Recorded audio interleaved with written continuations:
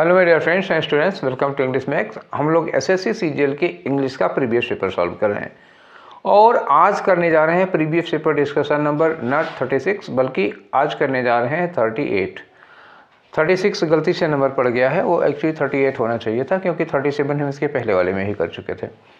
तो ये डिस्कशन है 27 जुलाई का जो 2023 में पेपर हुआ था और ये है शिफ्ट 2 का, मतलब फर्स्ट शिफ्ट इसकी हम ऑलरेडी कर चुके हैं। इसके बाद एक थर्ड शिफ्ट और बचेगी, उसके बाद सीजीएल का काम ख़त्म हो जाएगा 2023 वाला। इसके बाद हम लोग स्टेनो का भी पेपर लगा हुआ है, स्टेनो है, इंटेलिजेंस ब्यूरो वाला है, सीएचएसएल भी है। तो सीएचएसएल अभी थोड़ा लेट में है तो करेंगे, उसको भी लेके चलेंगे, लेकिन 4 पेपर एक साथ लेके नहीं चलेंगे, 2 पेपर साथ में लेके चल सकते हैं। अभी कुछ डिसाइड नहीं किया है कि कौन सा पहले करेंगे, बस ये है कि ये ख़त्म होते ही फिर नया कोई सेगमेंट स्टार्ट करेंगे और मुझे ग्रामर और वोकैब पर भी स्पेशल सेगमेंट लाने हैं, मैं उस पर भी काम कर रहा हूँ। शायद इसके बाद आपको ग्रामर के भी वीडियोज़ मिलना शुरू हो जाएंगे, ग्रामर और वोकैब के अलग अलग से। ठीक है, प्रीवियस पेपर डिस्कशन चलता रहेगा, आपको ग्रामर और वोकैब का भी सेशन साथ में मिलता रहेगा, तो हो सकता है एक दिन में 2 वीडियो पढ़ सकते हैं।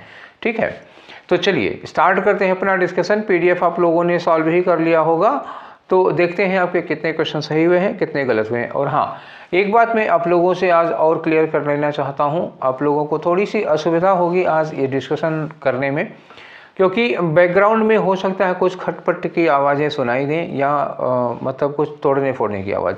असल में बगल वाली बिल्डिंग में कंस्ट्रक्शन, देखो इनका फ़ोन भी आ गया इसी में। ठीक है, बगल वाली बिल्डिंग में कंस्ट्रक्शन का काम चल रहा है तो तोड़ फोड़ थोड़ी मची हुई है, बीच बीच में आपको कहीं से हथौड़े से कुछ तोड़ने फोड़ने की आवाज़ आती रहेगी। ठीक है, तो आप उसको समझ लीजिएगा कि कुछ किया नहीं जा सकता उस पर। ठीक है, चलिए आगे स्टार्ट करते हैं हम अपना डिस्कशन। और पहला क्वेश्चन बेटा आपका क्या है, ये होमोनीम भरना है यहाँ पे, एप्रोप्रिएट होमोनीम। ये देखो, ये फियर है, ये भी फियर है, ये फियर है और ये फेयर है। ठीक है, इसमें से क्या लगाएंगे हम? तो children enjoyed the dash very much, बच्चों ने डैश चीज़ खूब एंजॉय की। तो क्या खूब एंजॉय किया होगा? जाहिर सी बात है बच्चे फेयर एंजॉय करेंगे ना, मेला। ठीक है, अब देखो 2 वर्ड है, ये फियर है, पहला वाला फियर का मतलब डर होता है, तो बच्चे डर को तो एंजॉय नहीं करेंगे, इसका तो कोई चांस नहीं रहा। इसका और इसका मतलब, तो इसका मतलब जो पहला वाला है, इसका मतलब जानते क्या होता है? फियर मतलब होता है प्लाउ। प्लाउ समझ रहे हो क्या होता है? प्लाउ जैसे हम लोग खेत जोतते हैं उसको कहते हैं, तो जो जोतने से जो वो निशान बनता है, कोड़ बनती है, उसको कहते हैं। और FER फियर ये होता है स्पाउस। स्पाउस का मतलब क्या हुआ? पति के लिए पत्नी, पत्नी के लिए पति, वो स्पाउस कहते हैं। ठीक, बच्चे एंजॉय क्या करेंगे? ये चौथा वाला फिर से क्लियर हो गया, क्योंकि बच्चे ना तो ABC में से, मतलब फर्स्ट सेकंड थर्ड में से कुछ भी बच्चा नहीं एंजॉय करेगा। ठीक है, आगे बढ़ते हैं, आपका नेक्स्ट क्वेश्चन देखते हैं। नेक्स्ट क्वेश्चन किसका है? फिर रीअरेंजमेंट का क्वेश्चन है। देखो ABCD का ऑप्शन दिया, रीअरेंजमेंट देखते हैं हम लोग, पहले पढ़ लीजिए तब फिर अरेंज कर पाएंगे। तो लिखा है the other half. Other half लगने का मतलब हुआ ये फर्स्ट हाफ आपको ढूंढना पड़ेगा, कहीं फर्स्ट हाफ एक जगह और कहीं हाफ का जिक्र हुआ होगा। ठीक है, तो मुझे ये दिख रहा रफली half of the doctors had never been sued, तो ये हाफ ऑफ द, तो ये D आ गया। ठीक है, तो D के बाद ही अदर हाफ आप लगा पाएंगे, कोई चांस नहीं, एक तो फिक्स हो गया। D के बाद क्या लगेगा? A लगेगा। अच्छा, D के तुरंत बाद A लगेगा ये नहीं कह सकते, हो सकता है D में जो बात कही गई है उसको एक्सप्लेन करने के लिए एक आध सेंटेंस बीच में आए, लेकिन A D के बाद ही आएगा, ये 100% श्योर है, इमीडिएटली आफ्टर या एक आध सेंटेंस के बाद। तो अगर D की बात D में कंप्लीट हो जा रही है तब तो D के तुरंत बाद A आ जाएगा। अगर D की बात को और किसी सेंटेंस में कैरी ऑन किया जा रहा है तो D के बाद वो होगा, उसके बाद फिर A लगेगा। ठीक है, तो हम चाहें तो इस तरह से एक चीज़ कर सकते हैं कि जिन भी ऑप्शंस में A D के पहले होगा उन्हें खारिज कर दें। तो पहला ऑप्शन देखो, इसमें क्या है? A पहले दिया है, D बाद में दिया है, तो किसी कीमत पर A पहले D बाद में नहीं हो सकता, पहला ऑप्शन खारिज हुआ। दूसरे में भी देखो, A वाला D वाले के पहले दिया हुआ है, तो आप इसको एकदम से काट दो, नो चांस।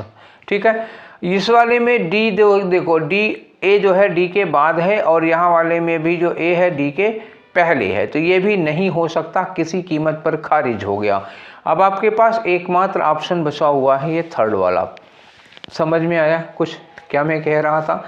ऐसे भी आप पेपर को सॉल्व कर सकते हैं। अब ये ज़रूरी नहीं कि ये टेक्निक हमेशा लग जाए। अब मैंने भी ये पहले से नहीं सोच रखा था, इमीडिएटली मेरे सामने ये बात आई, मैंने कहा जब डी के बाद ही ए आएगा तो एक बार ट्राई करके देखते हैं, हो सकता है ऑप्शन से हमारे 3 ऑप्शन कट ही जाएं। ठीक है, तो ये तरीका होता है। आप स्मार्ट बनिए ना पेपर को सॉल्व करने के लिए। ठीक है, चलिए आगे बढ़ते हैं। आपका नेक्स्ट क्वेश्चन, ठीक, नेक्स्ट क्वेश्चन है क्वेश्चन नंबर 3। इसमें करना क्या है, अंडरलाइन पार्ट है, तो अंडरलाइन पार्ट देखते ही दिमाग में एक चीज़ आती है कि या तो ये गलत है, इसकी जगह पे इम्प्रूवमेंट करना है, या इसके लिए आपको एक वर्ड यूज करना पड़ेगा। ठीक है, तो चलिए आ जाते हैं क्वेश्चन नंबर 3 में। आप आंसर लीजिए, क्या लिखा हुआ है। He did not stop until it was remarked that he was speaking at length about trivial things. He was speaking at length मतलब बहुत ज़्यादा बात करना, बहुत लंबी बात करना। About trivial things, trivial का मतलब क्या होता है, unimportant issues, insignificant issues, major issues, petty issues, मतलब बहुत मामूली सी बात पर, जरा सी बात पर वो बहुत लंबी लंबी बातें करना। इसको आप क्या कहते हैं, ट्विटरिंग नहीं हो सकता। ट्विटरिंग होता है पक्षियों का चहचहाना, ये चांस नहीं है।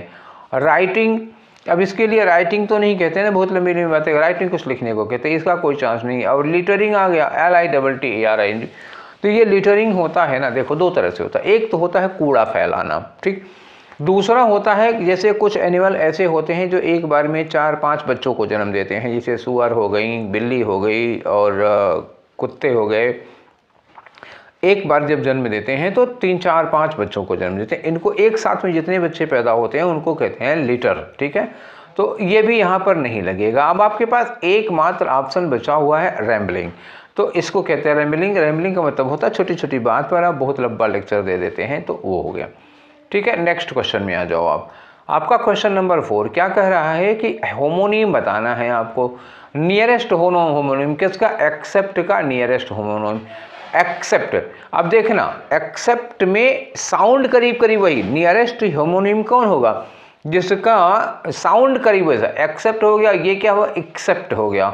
एक्सेप्ट, इसमें भी देखो ई है, सा है, उसके बाद पी है और टी है। यहाँ क्या है, एसेंट है। एसेंट में देखो साउंड चेंज हो रहा है, इसमें ना का साउंड ले रहा है। एक्सपर्ट है, इसमें आर आ रहा है, एक्सपर्ट आ रहा है। यहाँ एक्सपेक्ट है, एक्सपेक्ट में देखो ये का आ जा रहा है, पेक्ट आ रहा है, पी पहले आ रहा है, पा आधा नहीं हो रहा है, एक्सपेक्ट हो रहा है।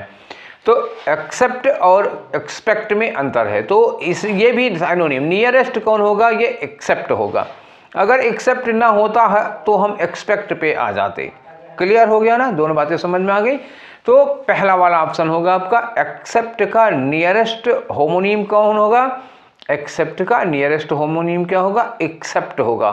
क्योंकि ए और ई केवल इतना अंतर आ रहा है, उसके बाद एक्सेप्ट इसमें भी है, आधा का सेप्ट इसमें भी है, दोनों में है, तो ये ज़्यादा क्लोज है दोनों।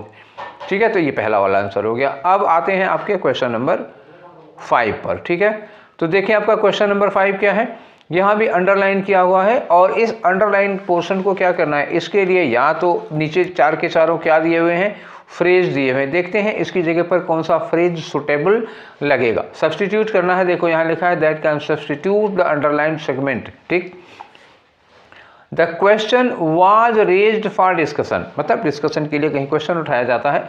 Before the members during the assembly session, assembly session में कोई असेंबली चल रही थी, उसमें सेशन चल रहा था, उसमें मेंबर्स के द्वारा कुछ क्वेश्चंस खड़े किए जाते हैं डिस्कशन के लिए। तो डिस्कशन के लिए क्वेश्चन खड़े करने के लिए आप क्या यूज करते हैं, तो इसके लिए यूज किया जाता है कम अप। कम अप का मतलब होता है जब हम कहीं क्वेश्चन वगैरह डिस्कशन के लिए खड़े करते हैं।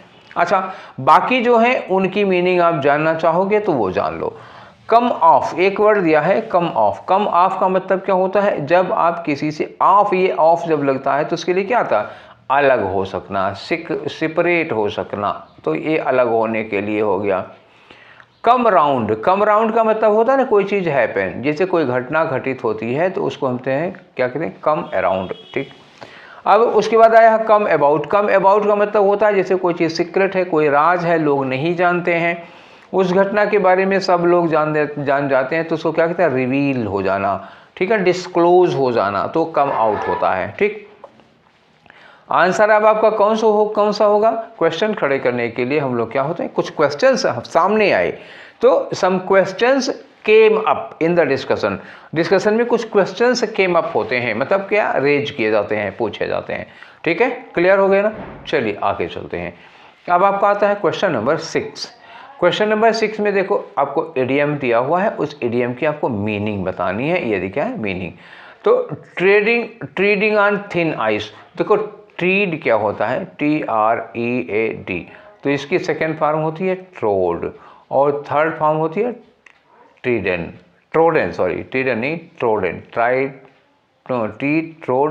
ट्रोडेन। मतलब होता है ना, किसी चीज़ पर चलते हैं, जब आप कोई चीज़ आपके पैरों के नीचे आती है, जब आप किसी मार्ग पर चलते हैं, तो ट्रीड ऑन अ पाथ, किसी मार्ग पर चलना होगा।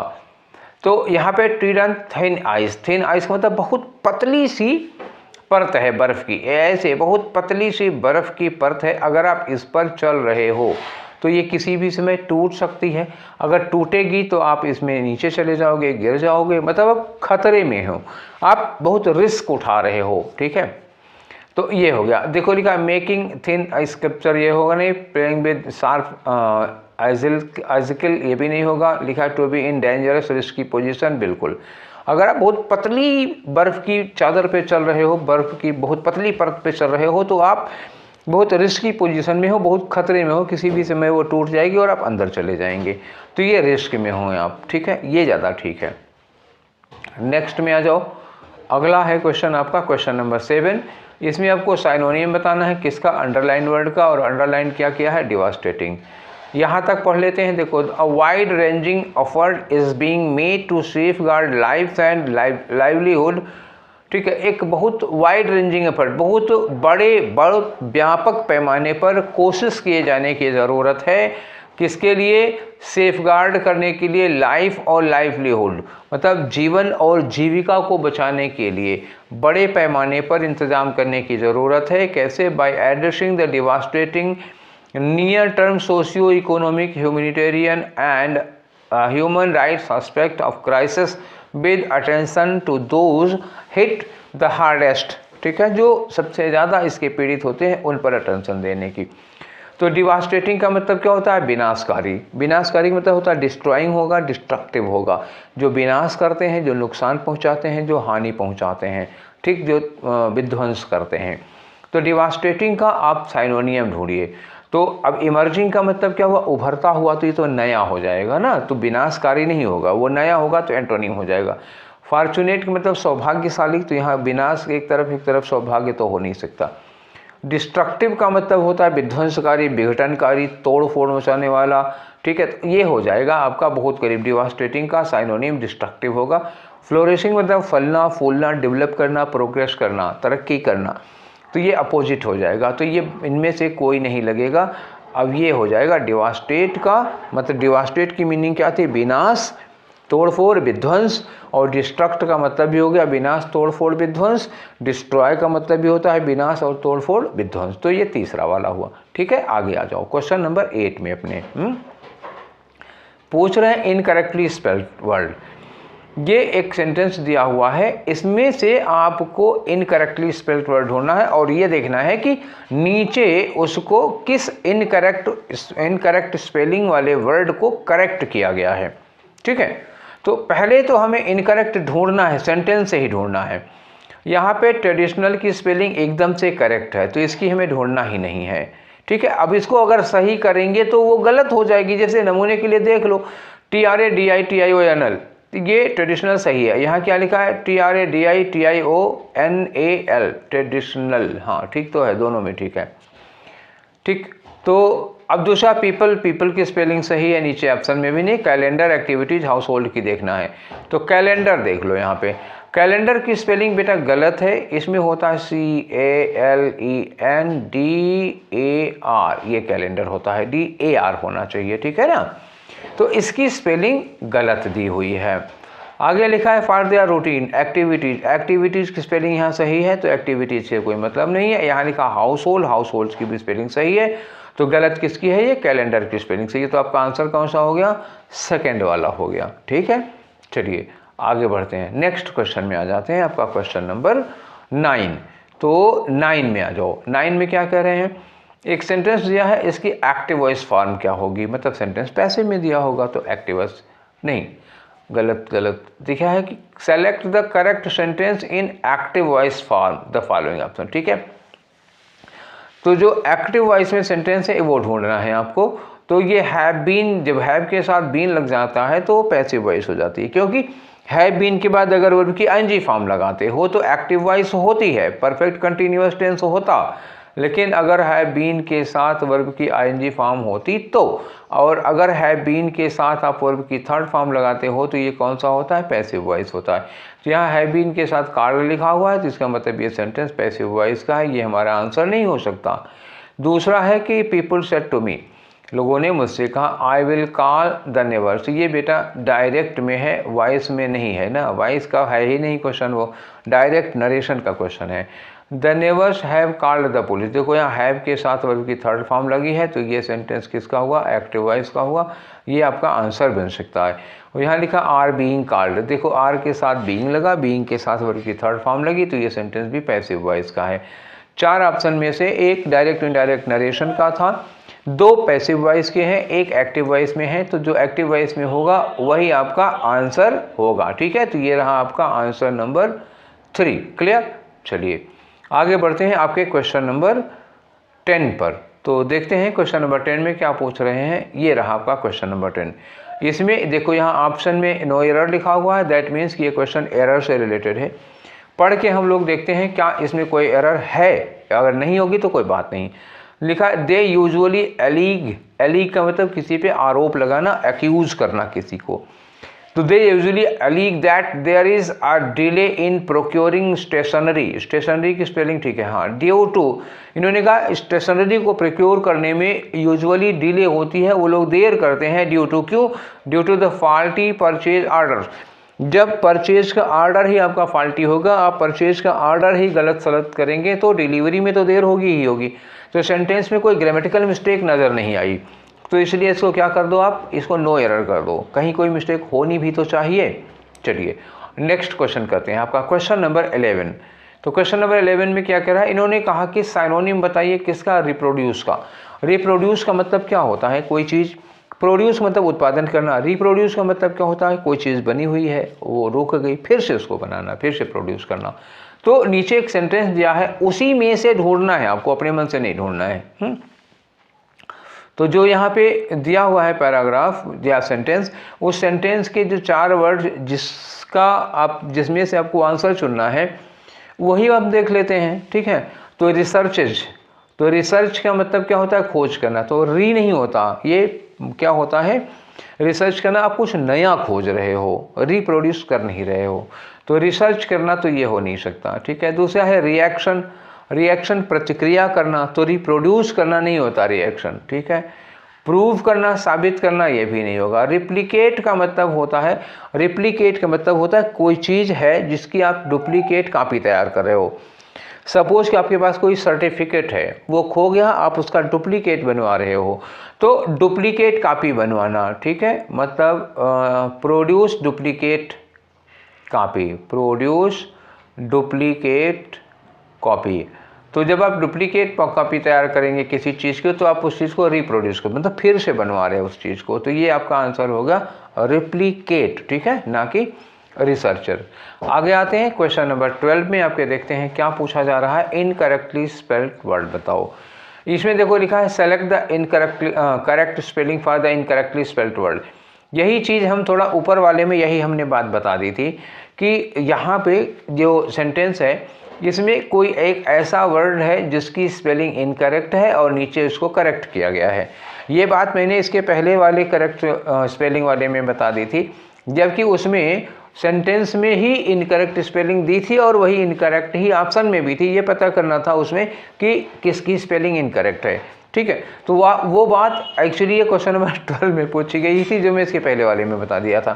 ठीक है, चलिए, तो इसमें से हम लोग ढूंढते हैं कि कौन सा वर्ड है जिसकी स्पेलिंग इनकरेक्ट है और ऑप्शन में करेक्ट की गई है। ठीक है, तो यहाँ लिखा है एजुकेशन, एजुकेशन की तो यहाँ पे ठीक ही है, बल्कि यहाँ देखो EDUKA दे दिया तो ये गलत हो गया। आगे देखो, इसमें हमको ब्रेकिंग की, क्रूशियल की, पॉवर्टी की ढूंढनी है। तो प्लेज अ क्रूशियल, क्रूशियल देखो, क्रूशियल की स्पेलिंग गलत है ना बच्चा। देखो क्रूशियल में क्या होता है, CRUCIAL होता है, तो यहाँ क्रूशियल गलत लिखा है और यहाँ क्रूशियल को सही किया गया है। तो यही बात वो पूछ रहे थे, तो थर्ड वाला हमारा आंसर होगा।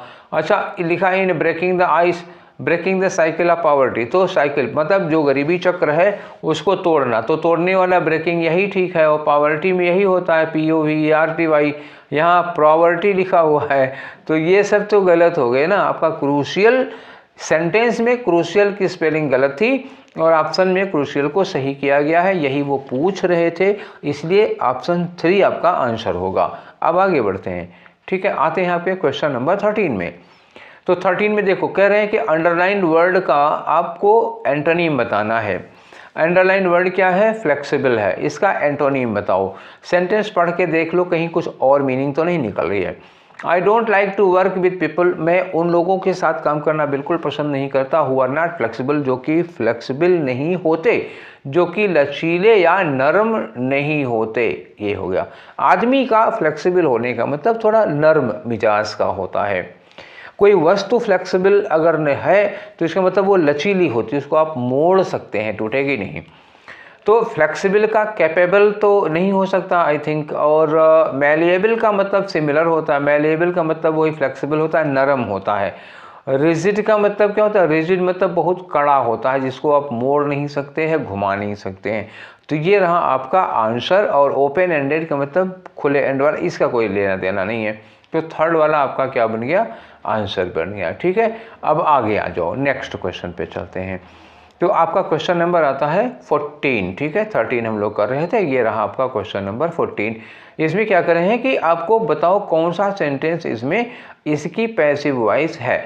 सेंटेंस दिया हुआ है, वी कंपेल्ड द टीचर। तो कंपेल्ड क्या है बेटा, compelled is second form of verb. तो इसका मतलब हुआ कि हमें क्या चाहिए, वाज या वर के साथ वर्ब की थर्ड फॉर्म चाहिए। तो पहले आप वाज वर्ग के साथ थर्ड फॉर्म ढूंढ लो, फिर आगे बढ़ते हैं। द टीचर लिखा है तो द टीचर पहले आएगा, ऑब्जेक्ट हो जाएगा, तो ये तो खत्म ही हो गया। द टीचर यहाँ लिखा द टीचर और फिनिश, द टीचर के साथ वर्ब की सेकेंड फॉर्म लगा दोगे तो ये एक्टिव वॉइस हो जाएगी, आंसर गलत हो गया। द टीचर कंपेल्ड, टीचर थोड़े ना टीचर ने कंपेल्ड किया था, टीचर के बाद सीधे अगर वर्ब की सेकेंड फॉर्म लगाओगे ये भी एक्टिव वॉइस हो जाएगी। ठीक है, ये भी गलत है। यहाँ होगा द टीचर वाज कंप्लेंट, एक ही में आपको वाज कंपेल्ड ऑप्शन ही मिल रहा है, तो ये आंसर हो गया आपका। ठीक है ना, चलिए अब आगे बढ़ते हैं। आपका क्वेश्चन नंबर 15 देखते हैं। 15 में क्या करना है आपको, वन वर्ड सब्स्टिट्यूशन देना है। किसका, outer protective layer of a tree. एक पेड़ होता है, पेड़ की जो आउटर प्रोटेक्टिव लेयर होती है, जो बाहर वाली होती है, जैसे मान लो ये आपका पेड़ है, ठीक है, ये आपका क्या हो गया, पेड़ हो गया। तो इसकी जो आउटर पेड़ की आउटर प्रोटेक्टिव लेयर होती है, ये देखो, इसको क्या कहते हैं, इसको कहते हैं हम लोग पेड़ की छाल। ठीक है ना, तो इस पेड़ की छाल को हम लोग क्या कहते हैं, बार्क कहते हैं। ठीक, एक बार्क मतलब होता है कुत्ते का भौंकना, एक बार्क मतलब होता है पेड़ की छाल। तो ऑप्शन कौन सा ले लिया आपने, बार्क ले लिया। और आप लेना चाहते हैं और वर्ड्स जानना चाहते हैं, जानिए। देखिए श्रब है, श्रब का मतलब क्या होता है, झाड़ियाँ होती हैं। ठीक है, कहीं मतलब झुंड में ढेर सारी झाड़ियाँ होती हैं, बुशेस कह सकते हो, तो उनको हम लोग क्या कहते हैं, श्रब कहते हैं बुशेस को। रिंड लिखा है, RIND लिखा है। ठीक, तो इस RIND रिंड का क्या मतलब होता है, ये होता है बेटा पपड़ी। पपड़ी का मतलब होता है जिससे कोई चीज़, मान लो कभी कभी हम लोगों को चोट वोट लग जाती है, घाव लग जाता है, तो उस पर पपड़ी पड़ जाती है, तो इसको पपड़ी कहते हैं। ठीक है, कहीं कंफ्यूज ना कर जाना, पेड़ की छाल को पपड़ी मत समझना, वो पपड़ी नहीं है। ठीक है, बार्क पेड़ की छाल हो गई। पील का मतलब क्या होता है, छिलका होता है। अरे यार अच्छा क्यों लिख दिया, छिलका। ठीक है, जब आप छीलते हैं किसी चीज़ को, कद्दू लौकी कुछ भी छील रहा है, उसका जो छिलका निकलता है उसको पील कहते हैं। नेक्स्ट में आ जाओ, आंसर आपका मिला कौन सा, बार्क। अब आगे बढ़ते हैं आपके क्वेश्चन नंबर 16 में एक खाली जगह दी हुई है, a dash is female horse. A dash is a female horse, female horse को क्या कहते हो। तो हॉर्स का फीमेल क्या होता है, मेयर होता है। क्या, मेयर होता है, तो हॉर्स की फीमेल मेयर है। और वर्ड जानना चाहते हो, विक्सन। विक्सन क्या है? Female of fox. ठीक है, मैं आपको एक लिस्ट बना दे रहा हूँ, जितने वर्ड यहाँ पे हैं उनका बता दे रहा हूँ, बाकी के लिए आपको हमसे संपर्क करना पड़ेगा, तब बता देंगे। तो फॉक्स का क्या होता है? विक्सन होता है। रूस्टर जानते हो क्या होता है? ये मुर्गा होता है। रूस्टर का फीमेल कौन होगी? हैन होगी। मेयर है, तो मेयर जानते हो क्या होता है? हॉर्स है। हॉर्स की फीमेल क्या होती है? ये मेयर होती है। ठीक है, और ये जो डो लिखा है ये बक की फीमेल है। बक क्या है? BOC के। बक होता है एक तरह का हेरन होता है, उसकी फीमेल जो होती है वो डो होती है। तो ये मैंने आपको 4 जो यहाँ पे थे उनका मेल फीमेल बता दिया। और भी हैं, अगर आपको ज़रूरत हो, मुझे उम्मीद है कि आपको पता होगा, इसलिए मैं ऐसे नहीं कह रहा हूँ, ये आपको पता होगा। अगर नहीं पता है, इफ़ यू नीड, ये लिस्ट आप चाहते हैं, तो आप हमको मैसेज करिएगा, जिसको भी ज़रूरत होगी, तो मैं ये लिस्ट उसको भेज दूंगा, या आप मैसेज करिएगा, मैं टेलीग्राम चैनल पे अपने वो उसका PDF डाल दूंगा, आप लोग पढ़ लीजिएगा। 10 मिनट में ये सारा तैयार हो जाएगा। और तैयार करने में आखिर क्या हर्ज है भाई? 2027 के में एक ये क्वेश्चन ही है, तो पढ़ डालो ना। आगे पूछा जाएगा नहीं पूछा जाएगा इससे मतलब नहीं, जो कुछ पूछा गया है that must be prepared, that segment should not be left alone. ठीक है, चलते हैं हम लोग अपने नेक्स्ट क्वेश्चन की ओर बढ़ते हैं, और हमारा नेक्स्ट क्वेश्चन होगा बच्चा क्वेश्चन नंबर 17। तो ये देखो 17 में क्या कह रहे हैं? साइनोनिम बताना है आपका किसको? कन्नोट का। तो कन्नोट का साइनोनिम बताओ, 17 नंबर पे है। क्या होता है कन्नोट की मीनिंग? फिर आगे हम लोग बढ़ते हैं। ठीक है, तो जैसे कोई वर्ड होता है उसकी एक कोनोटेटिव मीनिंग होती है, एक डेनोटेटिव मीनिंग होती है। तो डेनोटेटिव मीनिंग कौन सी होती है? जो डिक्शनरी की मीनिंग होती है, डिक्शनरी में किसी वर्ड की जो मीनिंग होती है वो। और कोनोटेटिव मीनिंग क्या होती है? वो फिगरेटिव होती है, वर्ड जहाँ यूज किया गया है उस हिसाब से उसकी मीनिंग। तो ये मीनिंग देता है आपको कोई बात समझाने के लिए, आपके दिमाग में जो आपके उसमें दिमाग में उसकी मीनिंग आया, उस रेफरेंस में, उस कंटेक्स्ट में। तो ये कनोट जो होता है ना, वो आपसे कुछ कन्वे करता है। ठीक है ना, कमेंट नहीं करता, केयर नहीं, क्रिटिसाइज नहीं। कनोट करने का मतलब आपको कुछ कन्वे करना, आपको कुछ समझाना। ठीक है, तो ये कन्वे हो जाएगा। चलिए आगे बढ़ते हैं, आपका क्वेश्चन नंबर 18। ठीक, तो क्वेश्चन नंबर 18 में क्या है? देखो, ये एक 4 पार्ट दिए हुए हैं इसके, ABC दिया हुआ है, एक चौथा नो एरर दिया है। इसमें आपको बताना है, नो एरर का ऑप्शन मिलते ही आप समझ जाइए इस सेंटेंस में कोई एरर है क्या। लिखा ही इज़ नॉट रिच, वो अमीर नहीं है। So he can not afford to buy a expensive car. तो बच्चा ये एक्सपेंसिव जो लिखा है, इसको अगर हम हिंदी में लिखें तो क्या होगा? एक्सपेंसिव। तो पहला साउंड क्या आ रहा है? ए आ रहा है। ए आने का मतलब वावेल हो जाएगा, और यहाँ पर आ नहीं होगा, क्या होगा? An expensive car. ठीक है, चलिए आगे बढ़ते हैं। तो गलती कहाँ होगी आपकी? एन एक्सपेंसिव कार, तो ये सी वाले पार्ट में होगी ना। तो सी कौन सा हुआ? सी ये दिया है, पहला वाला ऑप्शन होगा। ठीक है, ऑप्शन देखिएगा, गलती है सी वाले पार्ट में, और सी वाला ऑप्शन थर्ड में नहीं है, सी वाला ऑप्शन फर्स्ट वाले में है। ठीक है, चलिए तो ज़रा सतर्क आगे बढ़ते हैं। क्वेश्चन नंबर आपका 19 लेते हैं। तो 19 पे देखो क्या है, खाली जगह दी हुई है, भरना है इसको। तो he is rich and famous, वो बहुत रिच है और बहुत फेमस है, इसलिए expects everyone to dash on him. तो वो चाहते हैं, हर आदमी चाहते हैं कि वो हर आदमी उनको डैश करे। तो देखो पहले देखो उनके अंदर है क्या, क्वालिटी क्या है कि वो बहुत अमीर हैं और बहुत फेमस हैं। तो अमीर और फेमस आदमी क्या चाहता है? अमीर और फेमस आदमी जनरली जो एक नॉर्मल नेचर है वो ये चाहता है कि हर आदमी मेरी बात माने, हर आदमी मेरे इशारों पर नाचे। बहुत कम अमीर और फेमस लोग ऐसे होते हैं जो दूसरों की बात मानते हैं या बहुत डाउन टू अर्थ होते हैं। ज़्यादातर यही होते हैं कि वो मतलब एक तरह का आ जाता है, ईगो आ जाता है। चलो हम इसमें से जो 4 ऑप्शन दिए हैं इसमें से पहले मीनिंग निकालते हैं। ठीक है, डांस अटेंडेंस का मतलब होता है किसी के इशारे पर नाचना। डांस अटेंडेंस मतलब किसी के इशारे पर नाचना। दूसरा टैप डांस लाइक मैड। तो टैप डांस लाइक मैड का मतलब होता है अपने आप को लगातार बिजी दिखाना। ठीक है, क्या होगा, कुछ लोग ऐसे होते हैं ना, काम के ना धाम के, हमेशा बिजी दिखते हैं, ठीक है। काम काज देखो, घर पे शादी वादी या कुछ इस तरह का काम वाम होता है तो कुछ लोग ऐसे होते हैं दौड़ते भागते, यहाँ से वहाँ, वहाँ से वहाँ, भागम भाग कर रहे होते हैं और काम एक पैसे का नहीं करते हैं, बस वहाँ दौड़े जाएंगे, वहाँ दौड़े जाएंगे, वहाँ दौड़े जाएंगे, जहाँ कोई काम कर रहा होगा वहाँ दौड़े जाएंगे दिखाएंगे, फिर वहाँ दौड़े जाएंगे दिखाएंगे। ये होता है टैप डांस, ठीक है, लाइक मैड। ये आ गया। डेड डक का मतलब क्या होता है? एकदम फिजूल, यूजलेस। डेड डक का मतलब क्या हुआ? एकदम से यूजलेस, कोई भी चीज़ जिसमें सक्सेसफुल होने का कोई चांस नहीं, मतलब नो चांस ऑफ सक्सेस, तो यूजलेस हो जाएगा, वो डेड डक होती है, ठीक है। और give a song and dance, give a song and dance का मतलब क्या होता है? आप टोटली अनट्रू बोल रहे हैं, जो भी कह रहे हैं वो सत्य नहीं है। और दूसरी बात यह कि वो मिसलीडिंग स्टेटमेंट है, किसी दूसरे को गुमराह करेगा, मिसलीड करेगा। तो फिलहाल इनमें से कोई मतलब नहीं है। वो रिच और फेमस आदमी है और चाहते हैं कि हर आदमी उनके इशारों पर नाचे, तो dance attendance on him. Clear? चलिए आगे। ठीक, आगे आते हैं आपका क्वेश्चन नंबर 20। तो क्वेश्चन नंबर 20 में क्या है? देखो, वंस मोर अरेंजमेंट का क्वेश्चन है, ABCD। तो इसमें भी देखते हैं पिछले वाला कोई जुगाड़ बैठता है क्या। देखो, हर बार वो जुगाड़ बैठे जरूरी नहीं है। लिखा, in a study sponsored by World Health Organization and carried out by Harvard School of Public Health, the global burden and injury indicated that stress, disease and accidents are going to be the killer in 2020।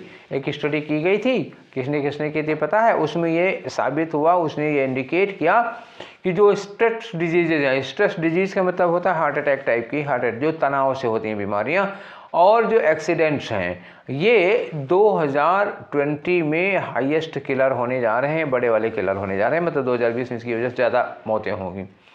Road traffic accidents are going to be the third largest killer. Road traffic, ये अभी बोला था ना, accidents, वही road traffic accident की बात कर रहे हैं। दीज एक्सीडेंट्स, अब देखो इसमें दीज एक्सीडेंट्स ले आ दिए, तो दीज एक्सीडेंट्स, अभी इसके पहले क्या किया था? रोड एक्सीडेंट्स की बात की, तो रोड एक्सीडेंट के बाद दीज एक्सीडेंट्स आ गया आपका। तो हम बी के बाद सी लगाएंगे, ये बात तो पक्की है, जहां हमको बी के बाद सी मिलेगा वो हमारा ऑप्शन होगा। देखो, शायद इस तरह का काम बन जाए, तो यहाँ हमको चाहिए बी के बाद सी, एक चांस यहाँ बन रहा, यहाँ बी के बाद सी, यहाँ भी चांस बन रहा, यहाँ सी के बाद बी कोई चांस नहीं है, यहाँ सी के पहले बी कोई चांस नहीं है। अच्छा, दो में चांस हैं। अब हम स्टार्टिंग देखेंगे, बी से स्टार्ट हो सकता है क्या? देखिए, road traffic accidents are going to be the third largest killer, हाँ शायद हो जाए स्टार्ट में। अच्छा, यहाँ लिखा है कि the heart disease and depression both stress disease are going to the rank first second in 2020। अच्छा, तो वो रैंक थर्ड होगा, ये रैंक फर्स्ट होगी, इसका मतलब इसकी बात पहले करो ना, फर्स्ट रैंक वाले की बात पहले कर लो, उसके बाद आप सेकेंड थर्ड रैंक वाले की बात कर लो। तो आपका आंसर पहले क्या होगा? आंसर आपका होगा, पहले आप ए ले लो, ए के बाद डी ले लो, ठीक है, क्योंकि ये first rank, first second rank है, तो बी और सी के पहले आपका डी आना चाहिए। देखें, बीसी के पहले डी किस में आया हुआ है? इसमें बीसी के बाद डी आया हुआ है, और इसमें बीसी के पहले डी आया हुआ है, तो ये वाला नहीं हो पाएगा। बीसी के पहले डी किस में है? दूसरे वाले में। आपका आंसर हो गया सेकेंड वाला। सेटिस्फाइड ना? ठीक है, चलो, तो क्वेश्चन नंबर आते हैं अब 21 पे। तो 21 से 25 की वही पुरानी कहानी है, एक पैराग्राफ, 5 खाली जगह हैं जिन्हें आपको फिल करना है। तो इसके पहले आपको पैराग्राफ पढ़ना तो पड़ेगा। चलो पढ़ते हैं। The challenge in Madras high court to the emergency era shifting of education from state list to concurrent list dash a futile exercise in turning back the clock. ठीक है, तो जो मद्रास हाई कोर्ट का एक चैलेंज था इमरजेंसी एरा का कि shifting of education, जो शिक्षा है वो स्टेट लिस्ट से कंकरेंट लिस्ट, मतलब क्या हुआ, राज्य सूची से समवर्ती सूची में डालने का।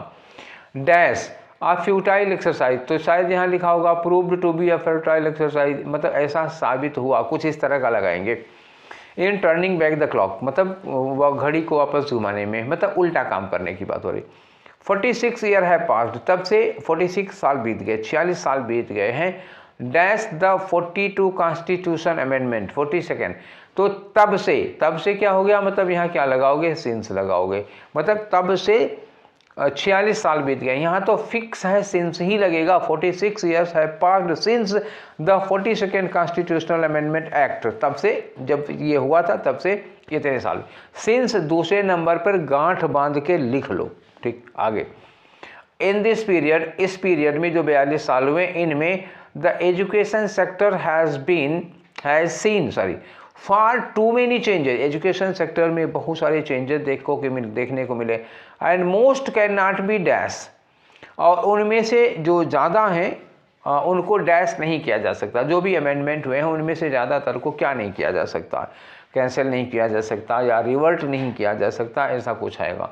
फॉर इंस्टेंस, उदाहरण के लिए, तो अब उदाहरण पढ़ लोगे तो समझ में आ जाएगा वहाँ क्या लगाना है। A common national medical test, ठीक, a common national medical test मतलब नीट का एग्जाम होता है पूरे देश के लिए, एक ही होता है। Now allows students the ease of appearing for just one examination instead of multiple ones conducted by each state। पहले हर स्टेट का अपना अपना मेडिकल एंट्रेंस एग्जाम होता था, अब क्या होता है, एक नीट का एग्जाम होता है और इंडिया के सारे राज्यों के लिए वो मतलब होता है, वैलिड होता है। ठीक, अब लिखा है स्टेट्स स्टिल एंजॉय, जो राज्य हैं वो आज भी एंजॉय करते हैं। एंजॉय का मतलब क्या हुआ, इस चीज़ को यूज करते हैं। Dash to operate their own universities, मतलब अपनी यूनिवर्सिटी चलाते हैं, अपने स्कूल चलाते हैं, एजुकेशन सिलेबस उनका अपना होता है। ये सारी चीज़ें अभी भी स्टेट गवर्नमेंट वाले एंजॉय करते हैं। ठीक है, आगे आ जाओ, नेक्स्ट पे देखते हैं हम लोग। ये रहा आपका, आगे लिखा कि private sector is also flourishing in education. Education की में देखिए प्राइवेट सेक्टर खूब फ्लोरिश कर रहे हैं, थोड़ा बहुत नहीं, हमको लगता है बहुत ही ज़्यादा फ्लोरिश कर रहे हैं। आगे लिखा and the policy tinkering at all level, जो हर लेवल पे पॉलिसी टिंकरिंग होती है, गोज ऑन, मतलब ये तो छेड़छाड़ होती है नीतियों का, वो भी चलता रहता है, हमेशा चलता रहता है। UGC is restructuring UG PG and doctoral programme. UG मतलब undergraduate, postgraduate programme, और डॉक्टरल मतलब मेडिकल के प्रोग्राम्स को रीस्ट्रक्चर करती रहती है UGC. States university grant commission होता है यूजीसी, जो हायर एजुकेशन को मैनेज करता है। स्टेट्स आर ट्राइंग आउट, राज्य सरकारें भी ट्राई आउट कर रही हैं क्लस्टरिंग ऑफ स्कूल्स, स्कूलों को क्लस्टर करने की। क्लोजिंग डाउन, जो स्मॉलर स्कूल्स हैं, छोटे हैं, जिसमें बच्चों की संख्या कम है, उनको बंद कर दे रहे हैं। Instruction in English seems to have lost favour at centre, तो जो अंग्रेजी में इंस्ट्रक्शंस दिए जाते हैं, लग रहा है कि सेंट्रल गवर्नमेंट की ओर से देखा जाए तो उस पर भी बहुत ज़्यादा फेवर कम हो गया है। इवन दो, हालांकि भले ही, societies dash headed in the opposite direction, समाज एक अलग ही डायरेक्शन में भागा चला जा रहा है। But the moot point is no one entity, मतलब कोई भी एंटाइटी ऐसी नहीं है कैन क्लेम कंप्लीट कंट्रोल। कोई भी एंटाइटी ऐसी नहीं है, चाहे यूजीसी हो, चाहे स्टेट गवर्नमेंट हो, प्राइवेट सेक्टर, जो भी कोई भी है, ये नहीं कह सकता कि मेरी ही मोनोपोली है, मेरा ही पूरा का पूरा कंप्लीट कंट्रोल है उस पर, ये नहीं कह सकते। ठीक है, और it is a diverse ecosystem, ये एक डाइवर्स इकोसिस्टम की तरह काम करता है। Far more important issues than locating education in the constitution are at stake. ठीक है, और इशूज के लिए ये मैटर हुआ। तो चलो एक और से मतलब समझ में आ गया कि मैं आपको मोटा मोटा बता दिया इस पैसेज में क्या कह रहे हैं। स्टार्टिंग करते हैं, फिर से आप शुरू करिए, आप फेलर में आ जाइए। तो पहला वाला जो क्वेश्चन है, अरे ये वाला नहीं था जी, ये वाला था। ठीक है, तो एक बार इसको क्लियर कर देते हैं, फिर हम लोग पढ़ते हैं। देखो यहाँ क्या लिखा है, जो चैलेंज था मद्रास हाई कोर्ट का टू इमरजेंसी एरा में, आगे लिखा है कि shifting the education from state list to concurrent list dash of futile exercise in turning back the clock. तो ये डैश साबित हुआ, और फ्यूटाइल का मतलब क्या हुआ, व्यर्थ साबित हुआ, यूजलेस साबित हुआ। ठीक है, क्या लगाओगे यहाँ पे, अच्छा तो यहाँ पे हमें लगाना इज वाज हैड वर्ब। तो इसके लिए हमें क्या लगाना पड़ेगा, सिंगुलर लगाना है। ये देखो, ये भी प्लूरल है, ये भी प्लूरल है, और पास्ट में तो हम जा नहीं सकते हैं। ठीक है, देखते हैं एक बार क्वेश्चन को फिर से पढ़ के। अरे यार ये क्यों खुल जाता है बार बार। ये रहा, इन्होंने कहा स्टेटलिस्ट डैश अ फ्यूटाइल एक्सरसाइज तो challenge in Madras high court, Madras high court में जो चैलेंज है, तो द चैलेंज, और यहाँ लगाना है, अब हैड लगा नहीं सकते, हैड अ फ्यूटाइल एक्सरसाइज होगा नहीं। अच्छा, चैलेंज चूँकि सिंगुलर है और वाज वर्ब में जा नहीं सकते, पास्ट का मैटर नहीं है ये, फिर क्या होगा, फिर प्रेजेंट का होगा। ठीक है, तो ये एक फ्यूटाइल एक्सरसाइज रही, तो इसमें आपको क्या लगाना पड़ेगा, अब इज ही हमारे समझ में आ रहा है कि यहाँ लगाएंगे। दूसरे वाले में तो यहाँ मैंने कहा था सिंस लगेगा ही लगेगा, तब से मतलब सिंस लगाना है। ठीक है, अब आ जाओ ऑप्शन में एक बार फिर देखते हैं। देखो वहाँ पे उसके लिए लिखा है ना चैलेंज, चैलेंज के लिए हमने कहा था ना दोनों प्लूरल लग नहीं पाएंगे। ठीक है, और हैड के साथ आपको वर्ब की थर्ड फॉर्म चाहिए थी, जो थी नहीं वहाँ पे। अब इसके अलावा हमारे पास और कोई चारा नहीं है लगाने का। दूसरे में मैंने कहा था कि सिंस देन, तब से सिंस ही लगेगा और कोई लगाना नहीं हो, फिक्स प्रीपोजिशन का मैटर है, वहाँ सिंस ही लगता है। पहले प्रेजेंट परफेक्ट, बाद में पास्ट इंडेफिनिट, कनेक्ट करने के लिए सिंस, मतलब तब से वाले में। अब आ जाओ तीसरे वाले में लिखा होगा, रिवर्स लिखा है, टर्न लिखा है, बैक लिखा है और रिटर्न लिखा है। तो आप एक बार इस स्टेटमेंट को फिर से पढ़ लीजिए। इन्होंने कहा कि इनके जो प्रयास है इन दिस पीरियड, ये जो 42 साल का पीरियड था, इसमें एजुकेशन सेक्टर हैज़ बीन, देखो हैज़ बीन लगा प्रेजेंट है, हैज़ सीन लिखा है, for too many changes and most can not be dash, उसमें बहुत सारे प्रयास हुए चेंज करने के, और most can not be dash, उसमें ज़्यादातर प्रयास क्या हो गए, अमेंडमेंट्स जो हुए हैं, जो सुधार हुए हैं, बहुत सारे चेंजेस हुए हैं, उसमें बहुत सारे क्या हैं, ये क्या नहीं हो सकते, can not be reversed, can not be turn, can not be backed, can not be return. तो can not be backed support नहीं किया जा सकता, ये होगा नहीं। कैन नॉट बी रिटर्न नहीं होता, जो चेंजेस किए जाते हैं, चेंज रिटर्न नहीं होते, चेंज क्या होते हैं, रिवर्स किए जाते हैं, तो कैन नॉट बी रिवर्स्ड। ठीक है ना, टर्न का मतलब बदलना होगा, तो ये रिवर्स करना पड़ेगा, जिनको हम रिवर्स नहीं कर सकते हैं। आ जाओ नेक्स्ट क्वेश्चन, आपका क्वेश्चन नंबर होगा कौन सा, 24 में। तो 24 के लिए यहाँ पे चौथा वाला ऑप्शन है।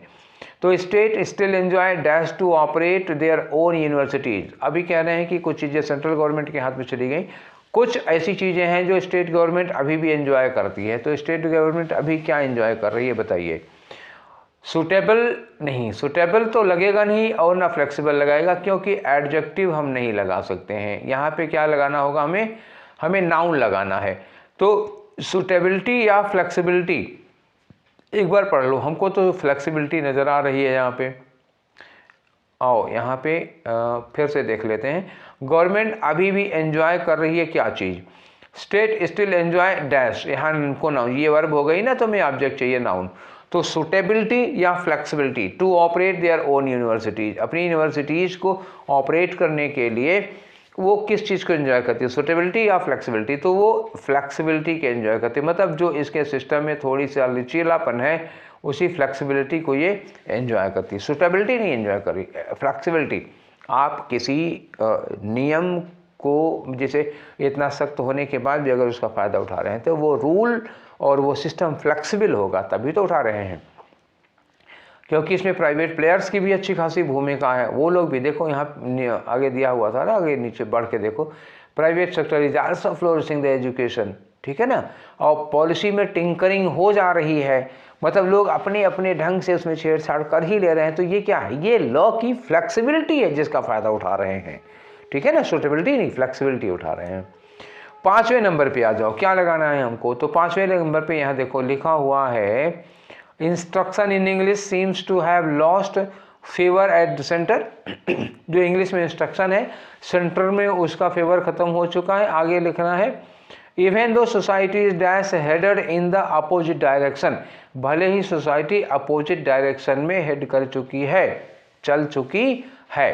ठीक है, तो चलने का मतलब यहाँ क्या होगा, सडनली चल गई है, या इररिलेवेंट नहीं, इररिलेवेंट लगेगा नहीं, ना इररिवोकेबल लगेगा।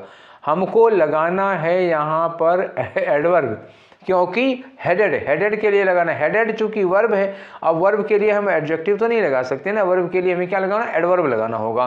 तो इररिवोकेबल और सडनली और इररिलेवेंट तो नहीं हो सकता, ये दोनों एडजेक्टिव हैं। अब है सडनली और इरिवोकेबली। इरिवोकेबली के मतलब क्या होगा, जिसको पलटा नहीं जा सकता, जिसको कैंसिल नहीं किया जा सकता, जिसको टाला नहीं जा सकता। तो ये जो सिचुएशन हो चुकी है वो क्या हो गई है, अब अटल है, वो बढ़ चुकी है, ये सोसाइटी इस दिशा में आगे बढ़ चुकी है। तो वो फिर से लौट के नहीं होना, फिर मुड़ना नहीं है। तो क्या हो गया, इरिवोकेबल हो गया। सडनली नहीं, ऐसा जो कुछ हुआ है वो अचानक से नहीं हुआ है, धीरे धीरे हुआ है, प्लान्ड हुआ है। तो सडनली नहीं, अब क्या लगाओ आप, इरिवोकेबली लगाओगे, तो यही वर्ड यहाँ पे सुटेबल लगेगा। ठीक है, तो ये आज भी हम लोगों ने क्या कर लिया, सेट नंबर 38 के 25 क्वेश्चन कर लिए। तो 38 इंटू 25 आप जोड़ के निकाल लीजिएगा हम लोग कितने क्वेश्चन अभी तक कर चुके हैं। तो करीब ये सेकंड लास्ट सेशन है हमारा सीजीएल 2023 का। इसके बाद एक सेशन और होगा और 2023 वाला सीजीएल का टियर 1 ख़त्म हो जाएगा। ठीक है, फिर इसके बाद हम क्या शुरू करेंगे, ये आपको नेक्स्ट वाले में, जिस दिन हम लास्ट वाला डिस्कस करेंगे 39th वाला, उस दिन डिस्कस करेंगे कि आगे आपको क्या मैटर मिल रहा है। इस बीच में हम जो मैटर तैयार कर रहे हैं, देखते हैं कि किसका मैटर पहले तैयार हो जाता है। तो जिसका 2-3 पे काम चल रहा है, जिसका पहले तैयार हो जाएगा वही स्टार्ट कर देंगे, और इसके पहले आप लोगों को एक अनाउंसमेंट दे देंगे, बता देंगे कि हम क्या शुरू करने जा रहे हैं। तो ये सेशन फिलहाल फिनिश हो जाएगा, और आप लोग इसको फिर दोबारा ज़रूरत पड़ेगी, मुझे नहीं लगता दोबारा ज़रूरत पड़ेगी देखने की, अगर ज़रूरत पड़ती है तो देखिएगा, और अगर आपके दोस्तों को ज़रूरत है तो उनको शेयर करिएगा, वो भी समझ लें, प्रीवियस पेपर डिस्कशन कीजिए। मान तो बहुत सारे लोगों को होती हैं। हाँ, ज़रूरी है, अच्छा खासा टाइम है। आप अगर आप प्रीवियस पेपर डिस्कशन करते हैं, ज़रूरी नहीं आप मुझसे नहीं करते हैं, किसी आप अपने आप से लगा लीजिए प्रीवियस पेपर, पर प्रीवियस पेपर लगाइए ज़रूर। कोई भी तैयारी कर रहा है उसको आप सजेस्ट करिए कि you must do previous paper. ठीक, चलिए, तो आज का सेशन यहीं पर वाइंड अप करते हैं। उम्मीद है आप लोग कुशल होंगे, स्वस्थ होंगे, और तैयारी आप लोगों की बढ़िया चल रही होगी। इस बार आपको एग्ज़ाम क्रैक करना है। ठीक है, तो इन्हीं शुभकामनाओं के साथ सेशन यही वाइंड अप करता हूँ। फिर मिलेंगे कल हम लोग। Till then take care, thank you.